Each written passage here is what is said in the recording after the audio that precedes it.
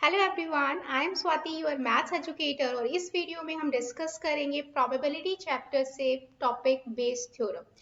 So previous videos में हम already discuss कर चुके हैं कि कंडीशनल प्रोबेबिलिटी क्या होती है, मल्टीप्लिकेशन थ्योरम ऑन प्रोबेबिलिटी हमारी क्या होती है, कैसे हम उन्हें अप्लाई कर सकते हैं और किस टाइप की प्रॉब्लम्स पे हम अप्लाई करते हैं। अगर आपने नहीं देखा है तो एक बार वो उन वीडियोस को देख लीजिएगा सो दैट आपको क्लैरिटी आ जाए कि किस टाइप के प्रॉब्लम्स पे हम कौन सी कॉन्सेप्ट को अप्लाई करेंगे। अब बेस थ्योरम किस टाइप के क्वेश्चंस पे अप्लाई होता है, इसके लिए हम एक प्रॉब्लम को कंसीडर करते हैं। सपोज कीजिए हमारे पास 3 बैग्स है, ठीक है। Bag 1, bag 2 and bag 3।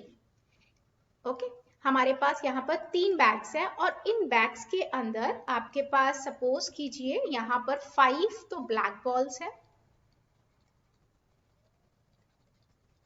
3 black balls है और यहाँ पर सपोज 4 ब्लैक बॉल्स है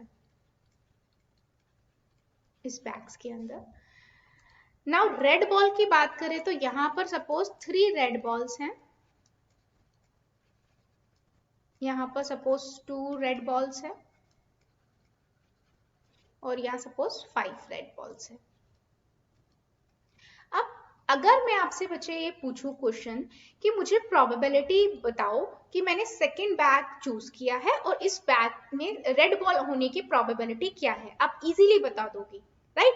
क्योंकि इजीली आप इजीली बता, बैग 2 के अंदर इसकी प्रोबेबिलिटी क्या है, 2/5 हो जाएगी, right? Probability of red ball upon में हमारा बैग सेकंड चूज हो चुका है, ये दो सेकेंड इवेंट है ना, ये इवेंट हो चुका है, बैग इन तीनों बैग में से पहले बैग सेकेंड चूज हो गया। तो अगर मैं यहाँ पर देखूं तो हमें प्रोबेबिलिटी निकालनी है रेड बॉल की और एफ इवेंट यहाँ पर ऑलरेडी हो चुका है, कौन सा, chosen bag is bag second, right? So अगर मुझे इसकी प्रोबेबिलिटी निकालनी है हम इजीली निकाल सकते हैं, इंटरसेक्शन हो जाएगा ई इंटरसेक्शन एफ अपॉन में प्रोबेबिलिटी ऑफ एफ। आप इजीली फाइंड आउट कर सकते हो यहाँ से प्रोबेबिलिटी, ठीक है। अब सपोज कीजिए मैं इसी क्वेश्चन को रिवर्स कर दूं बच्चे, मैं ये कहती हूँ कि मुझे ये मैंने एक बॉल निकाली है और वो बॉल रेड है, मैंने एक बॉल निकाली है और वो रेड बॉल है। अब प्रोबेबिलिटी फाइंड करो कि वो बैग सेकंड में से निकाली है, बैग सेकंड में से निकाली है, राइट?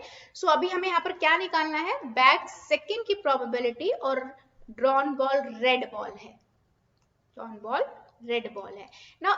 ये प्रोबेबिलिटी निकालना थोड़ा मुश्किल होगा, राइट? हम इसे कहते हैं बच्चे रिवर्स प्रोबेबिलिटी। यहाँ पर हमारे पास हम ये कह सकते हैं कि हमें सोर्स जो है जहां से वो आया है वहां उसकी प्रोबेबिलिटी हमें यहाँ पर फाइंड करनी है, राइट? सो ये कैसे फाइंड कर सकते हैं, अच्छा पहले हम इसे एक बार देख लेते हैं, इंटरसेक्शन भी इसकी प्रोबेबिलिटी हमारी क्या हो जाएगी। ये हमारे अगर जब इनसे सॉल्व करेंगे तो बेसिकली अब इसको सॉल्व करने के बाद रेड की आपकी 2/5 यहाँ से आपके पास सॉल्यूशन आ जाएगा इसका ना। ये प्रोबेबिलिटी हम कैसे निकाल सकते हैं, इसके लिए हम यूज करते हैं बेस थ्योरम का। क्या, बेस थ्योरम का। तो ये क्या कहते हैं कि आप बेसिक कॉन्सेप्ट जो है हम उसको लेके चलेंगे, हमारा किसी भी चीज की प्रोबेबिलिटी हम कैसे निकालते हैं, फेवरेबल आउटकम अपॉन में टोटल आउटकम। तो हम यहाँ पर टोटल पॉसिबिलिटीज देखें तो हमारी कौन कौन सी पॉसिबिलिटीज हो सकती हैं कि मैं पहले बैग 1 सिलेक्ट करूंगी या बैग सेकंड सिलेक्ट करूंगी या बैग थर्ड सिलेक्ट करूंगी। इवेंट हमने लिए 3 इवेंट्स कैसे हो जाएंगे बच्चे यहाँ पर कि मैं या तो बैग 1 सिलेक्ट करूंगी या बैग 2 सिलेक्ट करूंगी या बैग 3 सिलेक्ट करेंगे, right? Chosen bag is first, chosen bag is of second और chosen bag is third। क्यों? क्योंकि हमें रेड बॉल निकालनी है और हमें इस चीज की प्रोबेबिलिटी निकालनी है कि वो बैग सेकंड से है। सो रेड बॉल तो तीनों बैग्स में है, राइट? मे बी वो फर्स्ट बैग की भी हो सकती है, सेकेंड बैग की भी हो सकती है और थर्ड बैग में से भी हो सकती है। तो हमने एक इवेंट चूज कर लिया, 3 इवेंट पॉसिबल है और हमारा ये हमारे इवेंट्स हो गए और हमारे पास एक जो कंडीशन जो हमारा इवेंट हो चुका है क्या है कि ड्रॉन बॉल क्या है आपकी इज रेड बॉल है, राइट, रेड बॉल है। तो अगर मैं यहाँ पर देखूं बच्चे, तो प्रोबेबिलिटी ऑफ ई क्या होगी इवेंट 1/3, इसकी भी 1/3, 1/3, 3 इवेंट है, 3 इवेंट में अदर बैग 1 चूज करने की प्रोबेबिलिटी क्या है 1/3, बैग 2 चूज करने की 1/3, 1/3, 3 ही तो बैग है। नाउ अब हम यहाँ पर क्या करेंगे, क्योंकि हमें ये प्रोबेबिलिटी निकालनी है, इसके लिए हम पहले, अब इससे पॉसिबल टोटल प्रोबेबिलिटी क्या हो सकती है, red ball either first bag में से हो सकती है, ठीक है। तो हम क्या करेंगे, ड्रॉन बॉल हमारी क्या है, जो है वो दिस, और वो बैग 1 में से है, तो इसकी प्रोबेबिलिटी हम निकालेंगे, टोटल प्रोबेबिलिटीज हम निकालेंगे। तो हम इसके लिए कैसे करेंगे इस क्वेश्चन को, कि हम सेकेंड बैग में से E2 मल्टीप्लाई में प्रोबेबिलिटी ऑफ रेड बॉल या event A when E2 is selected, right, upon में टोटल, टोटल कौन कौन से इवेंट हमारे यहाँ पर पॉसिबल है, either E1 multiply by probability of A upon E1, फिर आइदर हमारा सेकेंड बैग चूज हो, उसमें से रेड आने की प्रोबेबिलिटी, प्लस में इवेंट 3 यानी कि बैग 3 सिलेक्ट हो और उसमें से रेड आने की प्रोबेबिलिटी, मतलब सभी में से जो पॉसिबल आउटकम्स है वो सारे लिख दिए, और फेवरेबल आउटकम अपने हमें किसमें से चाहिए थी, सेकेंड बॉल में। ये आपको देता है ये सॉल्यूशन, यानी कि हमें क्या चाहिए कि बॉल जो ड्रॉन बॉल है वो रेड है, और हमें प्रोबेबिलिटी निकालनी है कि वो ब्लैक बॉल बैग सेकेंड में से है। तो अब इसे कैसे फाइंड कर सकते हैं, देखिए यहाँ से बैग 2 इवेंट 2 होने की प्रोबेबिलिटी 1/3 इंटू में, अब सेकेंड बैग में से रेड आने की प्रोबेबिलिटी, सेकेंड बैग में से रेड आने की प्रोबेबिलिटी क्या है बच्चे 2/5, राइट, अपॉन में सिमिलरली इवेंट 1 यानी कि बैग 1 होने की probability 1/3, multiply by red ball आने की प्रोबेबिलिटी बैग 1 में से क्या है 3 टोटल 8 है, प्लस 1/3 इंटू में 2/5, प्लस में अब इवेंट 3 यानी कि बैग 3 चूज किया, इसमें से रेड आने की प्रोबेबिलिटी क्या है 1/3, इवेंट 3 चूज किया, अब इसमें से रेड आने की प्रोबेबिलिटी क्या है 5/9। अब हम इसे सॉल्व कर लेंगे, ये हमें क्या देगा सॉल्यूशन, बैग 2 में से रेड बॉल निकाली है, और वो हमें फाइंड आउट करनी थी कि बैग सेकेंड में से प्रोबेबिलिटी थी। तो यहाँ पर बेसिक कॉन्सेप्ट वही है कि favourable outcome upon total outcome. तो हमने 3 इवेंट चूज कर लिए, हमने सोर्स जितने प्रोवाइडेड है हम उसे इवेंट में कन्वर्ट कर देते हैं, जितने हमें सोर्स प्रोवाइडेड है हम उन्हें इवेंट्स में कन्वर्ट कर देते हैं। इसे कहते हैं हम बेस थ्योरम। इस पे ही हम एक क्वेश्चन और करते हैं सो दैट आपको और क्लैरिटी आएगी। नाउ देखो इस क्वेश्चन में हमें क्या गिवन है, एक कंपनी है या एक फैक्ट्री है जो बोल्ट्स को बनाती है, बोल्ट होते हैं ना, बोल्ट बनाती है, वो 3 मशीन में से बनता है, आइदर वो एक मशीन में से बन रहा है, ए मशीन में से बोल्ट बन रहा है, बी मशीन में से बोल्ट बन रहे हैं, और सी मशीन में से बोल्ट बन रहे हैं। ये हमारी क्या है मशीन है। नाउ अब वो कहता है कि 25% जो आपके बन रहे हैं वो आपके ए टाइप की मशीन से बन रहे हैं, 25% आपका 0.25 हो गया, राइट। अब यहां से आपके बन रहे हैं 35%, 0.35 हो गया।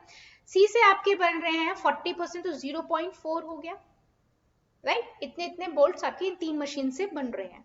अब वो कहता है कि डिफेक्टिव कितने हैं 5%, यानी कि मैं ये कह सकती हूँ कि डिफेक्टिव की बात करें तो यहां से डिफेक्टिव कितने हुए 5%, इट मीन 0.05 डिफेक्टिव है फ्रॉम मशीन ए। यहां पर आपके पास 4%, 0.04 डिफेक्टिव है, एंड मशीन सी से आपके कितने 2%, 0.02 डिफेक्टिव है, ये मशीन सी से है।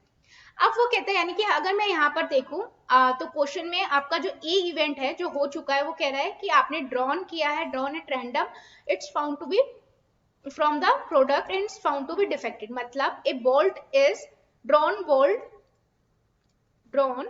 bolt is defective, ये आपको गिवन है। अब वो किस में से हो सकता है, या तो वो मशीन ए में से मैन्युफैक्चर हो सकता है, मशीन बी में से हो सकता है, मशीन सी में से हो सकता है, तीन ही पॉसिबिलिटीज हैं, सोर्स उसके तीन ही हो सकते हैं।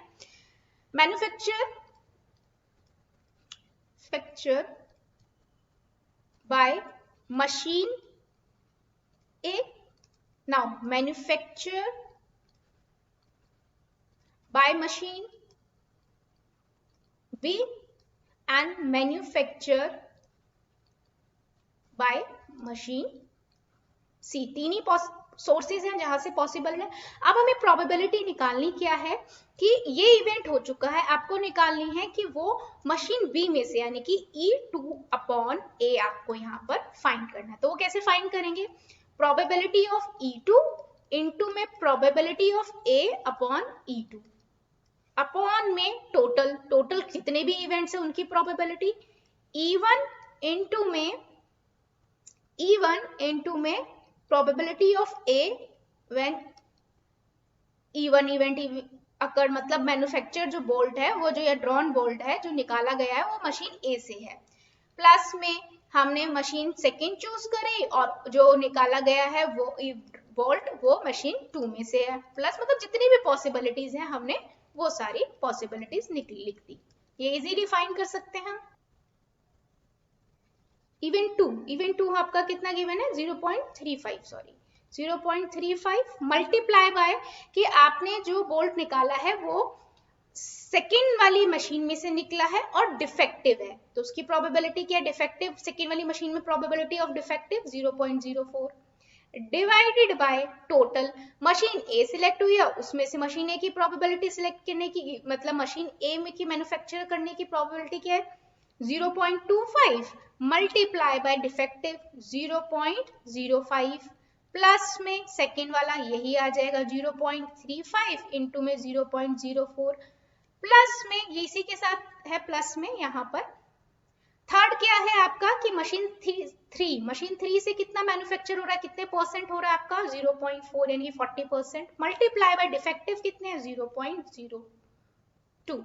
इसे आप सॉल्व कर लोगे, ये आपको क्या देगा बच्चे? ये हमें देगा कि हमने जो मशीन सेकेंड में से निकाली है प्रोबेबिलिटी, मशीन सेकेंड में से मैन्युफैक्चर हुआ है बोल्ट और वो बोल्ट डिफेक्टिव है, राइट। तो इसे जब आप सॉल्व करेंगे तो हमें यहाँ से सॉल्यूशन मिल जाएगा, यहाँ से हम इसे सॉल्व कर लेंगे 0.0140 डिवाइडेड बाय 0.0345 28/69, ये आपका यहाँ पर सॉल्यूशन हो गया 28/69, ये आपका सॉल्यूशन होगा। तो बेसिकली अगर मैं इसे ट्री डायग्राम से करना चाहूँ तो भी कर सकती हूँ बच्चे, आप ट्री डायग्राम का भी यूज कर सकते हो इस टाइप के क्वेश्चंस में कि आपके पास 3 मशीन है A B C, आपने मशीन्स चूज करी, अब इन मशीन में से आपने देखा कि डिफेक्टिव क्या क्या है, आपने यहाँ पर लिखा ये मशीन्स की परसेंटेज है, यहाँ पर 0.25,